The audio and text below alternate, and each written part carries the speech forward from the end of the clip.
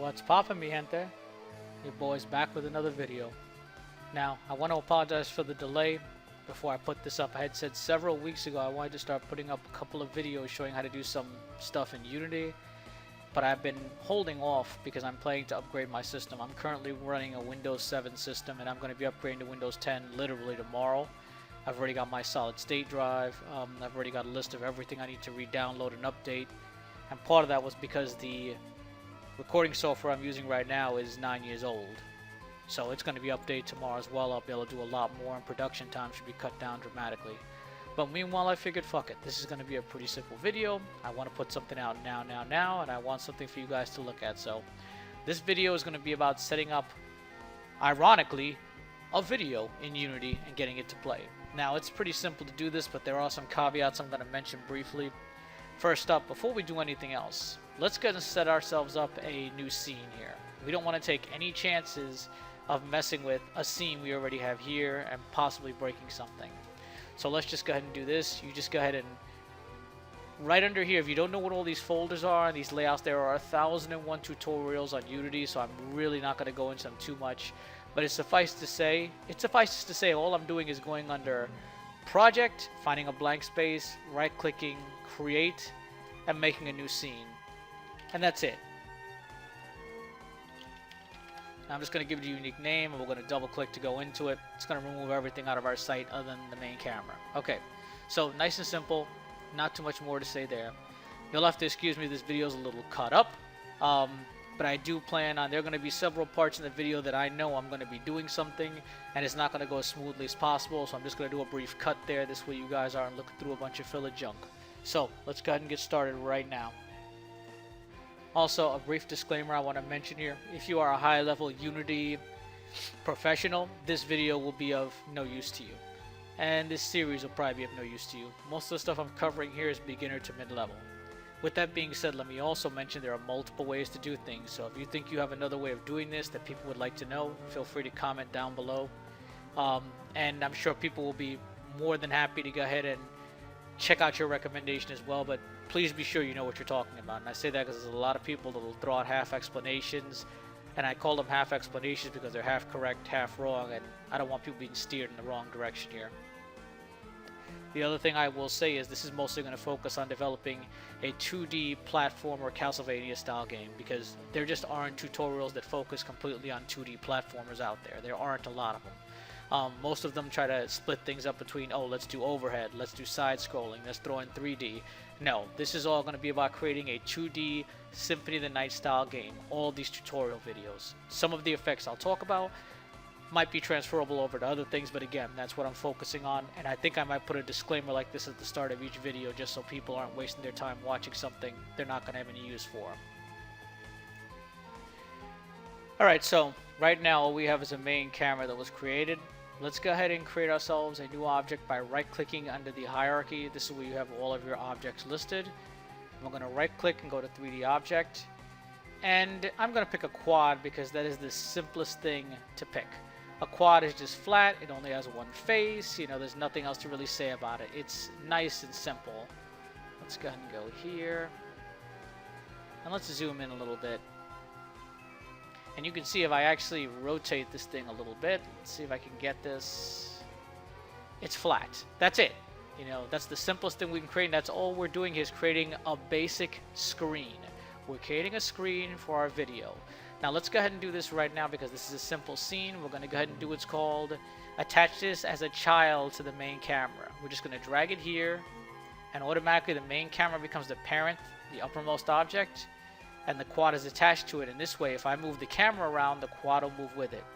See that? Now if we hadn't done that, let's go ahead and pull it out. When we move the camera, well, that quad wouldn't move, and then we'd have a problem because if the camera's moved, well, now we can no longer see the quad. Now, there's a reason why I'm saying to do this. You'll understand it shortly. Let's nickname this, or let's change the name of this to Video Player, and again, drag it under Main Camera so that it becomes a child object of the main camera itself. Okay? Now, what we want to do next is, because we can clearly see the cameras over here, but the video player is way over there. So let's go ahead and just set it to 0, 0, and 0. And this is going to make it so it's right in the center of the camera itself. Okay? So we don't need this mesh collider on the quad we created. It automatically is created when you create a quad, so let's just go ahead and click on these 3 dots. I believe that's called an ellipsis, and pick the remove component option. And now it's out of the way. We do need the mesh renderer here. The next step is going to be pretty simple. We're going to go ahead and go to add component, scroll down to video. You can also type in the word video up here and click on video player. And we have our video player here. Now, all we need to do is drag in the clip. You notice I have an intro video over here for any of you who played the demo or watched any of the videos. You should know what this is. It's the remade intro video before Richter is dropped into battle with Dracula that shows Dracula's castle. Okay? I'm just going to drag it in here for now. I'll explain more about the clip shortly. We just drag and drop it right here in the video clip. Okay? Now, let's go ahead and click on our camera. We don't see anything. Well, what's going on here? Let's hit play, and let's see what happens. Oh, how odd. We're not seeing anything, right? So, what's going on here? Is it actually playing? Well, obviously, this is going. You can hear it over my voice right now. Let's pause that. Let me show you what's going on. Okay, you have your main camera. It's at -10. Let's go ahead and go into 3D mode. Okay, and let's zoom out a little bit.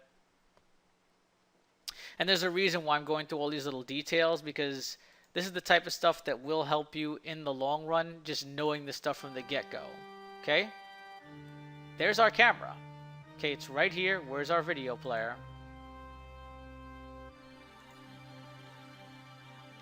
Let's see if I can properly show you guys this. Okay, so here's our video player. Here's our camera. Our camera's view ends right about there. The video player is right outside of it. So, let's go ahead and move this a little bit. Let's make sure we get it within the camera's view, because the camera's right here and it's pointing towards the right. You notice suddenly we have, let me drag this in so you can see the game view as well. Bear with me 1 second because I'm dragging this from another screen so I can show you guys what I'm talking about. Let's just get this out of the way. You'll notice we have something black there now, right? That wasn't there before. If I take this video player and I put its position back at 0, see it disappears? Here's our camera. Our camera is pointing towards the right there, okay? So what we want to do is make sure whatever object we want to be captured by the camera, since the camera's pointing right, is in front of the camera, so it can be viewed. Not much more to it than that. A simpler way to do this would be just change this to 1. See, it pops up there on the screen. Let's go ahead and resize some stuff here. Let's go ahead and get this out of the way. I use that for my own purposes. You guys don't need to worry about that at the moment. But you see how tiny it is at the moment? It's ultra small. Okay? So what we're going to have to do is, and I'll go into the camera another time, because this, I could spend the next 45 minutes talking about the camera. But right now we've just kept it as an orthographic camera, which is a 2D type of camera.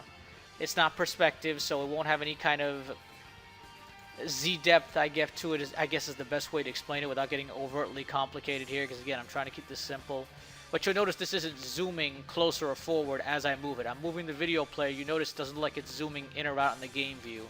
The scene view is where we work. The game view is what the player would see. On the other hand, if I took this camera and I changed it to perspective, you'll notice as I move this, now it looks closer and further.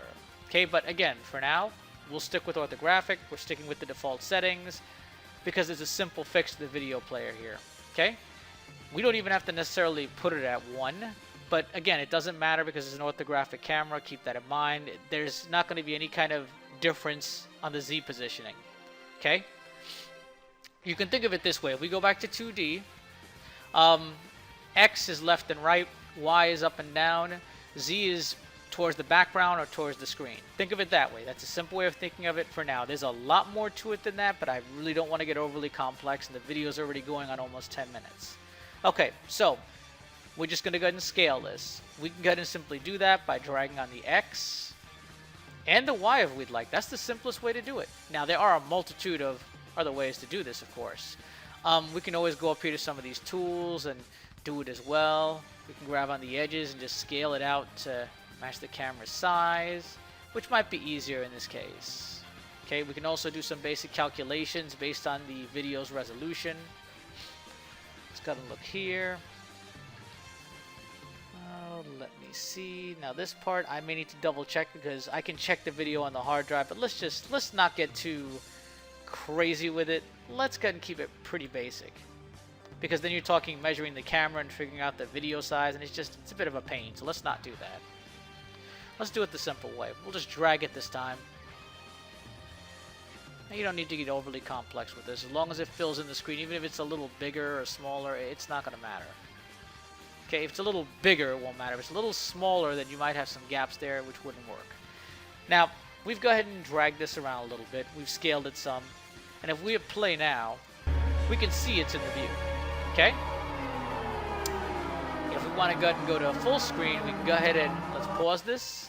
And there's an option here that says maximize on play. You click that, unpause it, and you'll see it's covering the full screen. However, we can still see some blue here. We can still see some blue around the edges. Okay, so let's go ahead and do this. Let's go back to the video player. And let's just make this an 18. And now let's make this one. Let's round this off to a 10. Now let's go back, unpause again. No more blue on the edges, except on the top there. So let's check the position of the video player. Okay, here's our problem. Let's put this at 0. Make sure it's centered. And you can actually look over here and see how much bigger the video is than the camera itself. You see that orange line, that orange outline? That's this 3D object. If we click on the camera, we can see its box underneath it, but you can see right here the white lines for it. So if you want to get, if you want to just zoom in, you can always just scale it a little by little until it's, exactly what you want it to be. But again, this is something you can mess around with. I'm just going to go ahead and drop some numbers in here. 17.7, I see I can still see some blue, so let's stick with 17.75. Still a little too small, so or a little too, small, so let's go to 17.8. And now we have no more blue borders anywhere, and we're fine. Okay? Again, you can fine-tune this some if you'd like, but I'm just showing you the basics here. Okay, so next up, we have a problem. Obviously, this is very dark. That's because of this material. By default, it uses the standard shader. The standard shader takes lighting. Now, we're going to keep this nice and simple. We're just going to create a new material. So you go ahead and right-click here under Assets, Create, Material, and we'll name it Video Toot. Something short and sweet and to the point.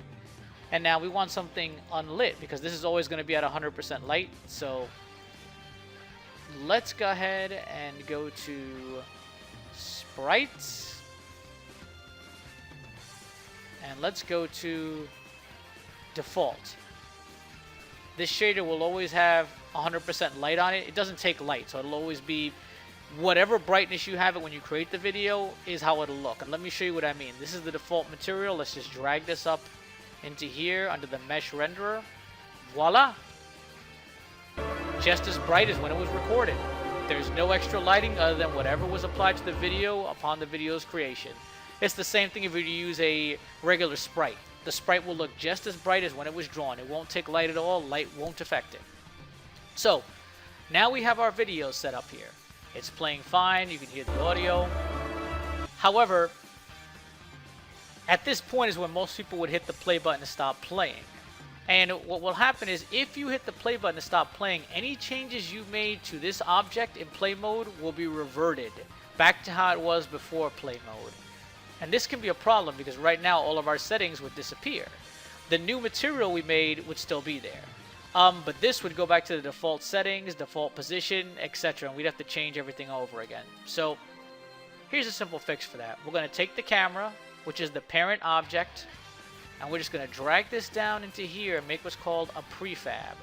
Now that's made a copy of the object that we can drag and drop wherever we want to create more of this. Now look what happens when I stop hitting play. Okay, let's go ahead and hit unpause it. It reset the video. That's a glitch within Unity. Okay, but let's go ahead and stop hitting play. Let's hit stop rather, and notice it defaulted back. Now if we hadn't done that, we would have to go through making all our changes again, but we won't need to. Let's go ahead and erase this object. We don't need it anymore. And drag our prefab right up here into the scene. And now let's go ahead and hit play. See what happens. And voila, our video's playing.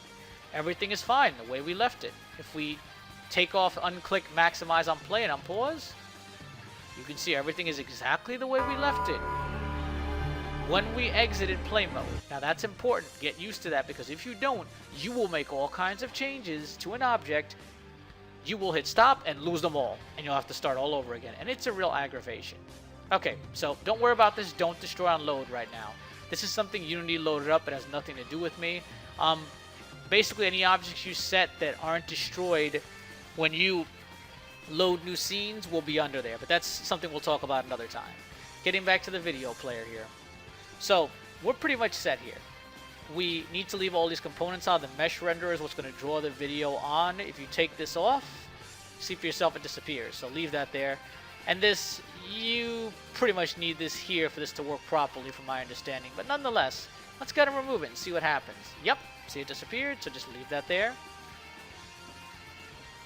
Once again, that's a glitch in Unity. It restarts the video.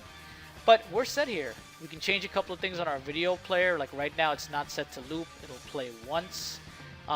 Wait for first frame. If you hover over this with the mouse, it'll give you a brief description of what that does. Let's hover. Okay. What it does is it waits for the first frame to be ready before starting playback, as it says there. Not much more to say about that. Play on awake means it's going to play as soon as it's spawned and it's active. But we don't need to change much more here at the moment. There are a couple of things I want to talk about when it comes to video formatting, because if you're in Windows 7, Unity has a couple of issues that we briefly need to discuss.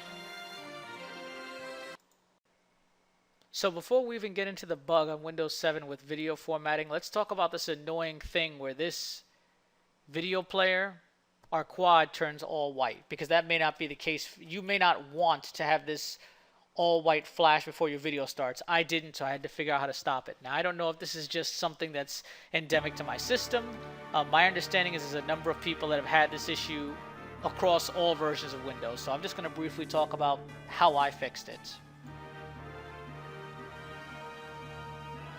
Now, what I did was I went ahead and went to my material here, and I'm going to change the shader we used to unlit. And I'm going to change it to the option here called, let me see, where is it? Unlit Transparent. And then what I want to do next is I want to go ahead and add a transparent texture to it. So you guys are going to need to give me a second while I locate that.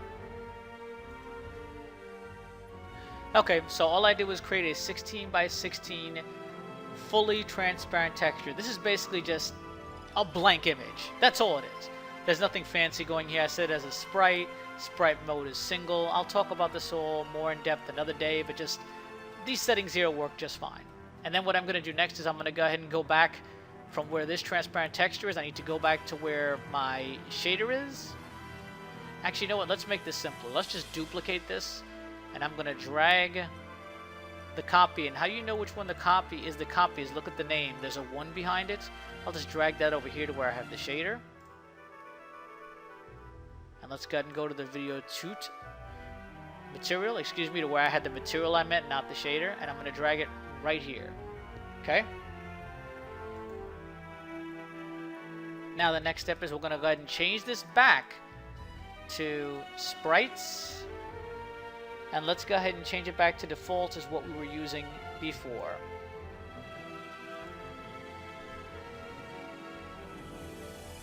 Let's go ahead and hit play and see what happens. See if we get a white flash. We do not. The white flash is gone. The background is blue because of the camera. So let's go ahead and just change this to all black. And since it's hard to see here, I'm going to go ahead and drag the game view back over here so you guys can see it. And again, I'm sorry I'm doing so much moving around and shifting. I know it can get a bit confusing to look at.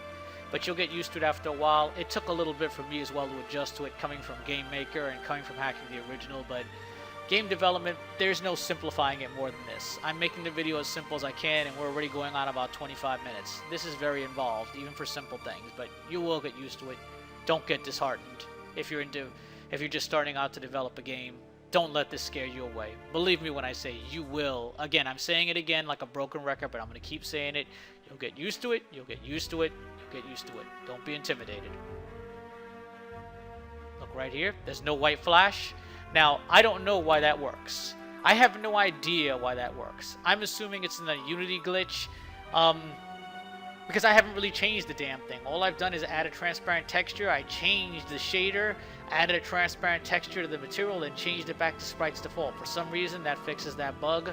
I've upgraded Unity several times. Again, if you're not getting this bug, don't worry about it. But if you are, well, you just got a rare little tidbit that 90% to 99% of the internet doesn't know about. And hopefully that'll help somebody out there. Next up, let's talk about the video formatting. I'm going to pull up the video I used, a different one, logo video. And I'm going to let you guys see the settings I used on it. Original size, VP8, high spatial quality. And this is how the video was uploaded. Transcode is unchecked. We're using the original size for the dimensions. Codec is, and this is the important part, VP8. Let me show you why. Most videos you're going to upload will be in H.264, H.265, or you can just use auto. Let me go ahead and show you what happens on Windows 7 if we go ahead and do that. I have a video here I can use to test, or I can use as a demonstration, so bear with me 1 second, and I'll be right back with you guys. Okay, so fortunately for all of you out there, and unfortunately for demonstration purposes in this video, it seems like they fixed the bug in Unity, because I was just trying to recreate it, and they might have fixed it several versions ago. But let me go into more detail, because if you're using an older version of Unity, perhaps you will run into this bug, and this way you'll know what's causing it. What happens is you will try to drag and drop a video in here. It will use H.264 or H.265 for the codec, which, you know, like I said, when it uploads automatically, it'll be an auto. You know, and what will then happen is you will try to drag and drop that video into a player, and after you try to play it, possibly when you drop it in the player, I believe it's not till you try to play it you get the error. You'll get some kind of weird red error here saying something about the format being invalid or something is off with the video. I wish I remembered the exact message, but it suffices to say if you pull a valid video clip in here on Windows 7 that uses H.264 as a codec or H.265, let's say anything but VP8, and you're getting some weird errors saying the video is invalid, it has to do with Windows 7 and Unity and the version of Unity you're using. Update your Unity. If that doesn't work, well, the next step is to find something to convert the codec on the video to VP8, and that will solve your problem there. That's what I had to do to fix this, is simply go on the internet, find something that allowed me to convert the codec to my video to VP8, and then just save the video and drag it in here, and it worked fine. But as you guys can see for yourself right here, we're not getting any kind of weird errors. Everything's functioning fine, so that should be fixed in Unity. So thankfully, they fixed that. I wasn't aware of that, so that's going to make this video a little simpler. Alright, so that's all I really have to talk about here. Again, this video is already going on about 25 minutes for something as simple as creating a video, and I'm even talking very fast in the video for that reason, so we can just get through this. I'm not sure what my next video tutorial is going to be. I actually want to create something involving Text Mesh Pro, but that might be something that I'll have to break into several parts, because if you think this is involved, that's definitely going to take some time to explain. And keep in mind, I've just scratched the surface here. There's a lot you could do with these videos. You know, you can actually pause your game, for example, and create this object. You don't need a camera attached to your video here. You can have a camera already and just spawn your video directly in the middle of where the camera is and have that play to interrupt your game. You know, there's a lot of neat little tricks you can use with videos. You don't have to have a video take up the full screen. As I showed before, you can scale it down some and just have it take up a small part of the screen. It can be an itty-bitty part of your screen, and you can do all kinds of things, like use it for part of your heads-up display. See how tiny that is there? You imagine having something going where you use that as part of your HUD in the corner, you just have a video playing of some kind. You can use it as demonstration videos, gameplay demonstration videos like they did in old school arcade games at the start of a game, before somebody starts up. The old Symphony of the Night had videos in it that you could play on the PlayStation that demonstrated, usually pretty poorly, how to beat the individual bosses. Now, I'm not going to do that because we have YouTube nowadays. It'd be redundant.